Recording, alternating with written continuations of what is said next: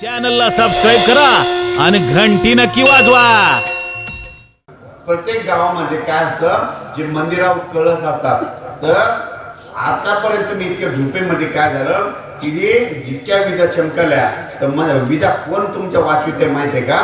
या मंदिरावर कळस वाचवितात। त्याचे कारण सांगतो की जे मंदिराचे कळस आहे ते कास धातूचे बनवलेले आहेत। मग जितक्या वेळेस तुमच्या गावामध्ये विजेचा पाऊस पडतो, तितक्या विजा ओढून घेणं आणि त्या लोक करून टाकणं हे काम कोण करतं? कळस करतंय। कळस हे कास धातूचे आहे। एक उदाहरण सांगतो, आमच्याकडे आमच्या गावामध्ये मोठाले वाडे आहेत। मग त्यावेळेस आपल्याकडे सगळ्याकडे काशाच्या वाट्या आहेत, काशाच्या प्लेट आहेत आणि तांबे देखील आहेत। मग आमचे पूर्वज काय करायचे, आजी हे की अवकाळी पाऊस सुरू झाला, विजेचा पाऊस सुरू झाला, ते प्लेट घ्यायची आणि लांब नेऊन तिकडे टाकायची।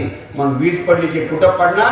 त्या प्लेटवर पडणार। पण या जे मंदिरावर जे कळस बसलेले ते कास धातूचे, मग जितक्या वेळेस विजा पडतील तितक्या ते मंदिर ओढून घेणार आणि तिथं ते संपून टाकणार। म्हणून मंदिरावर जी कळस तुमच्या गावाच्या 1 किलोमीटरच्या एरियातली वीज वाचवतो। म्हणून ही गोष्ट सगळ्यांनी लक्षात ठेवायची।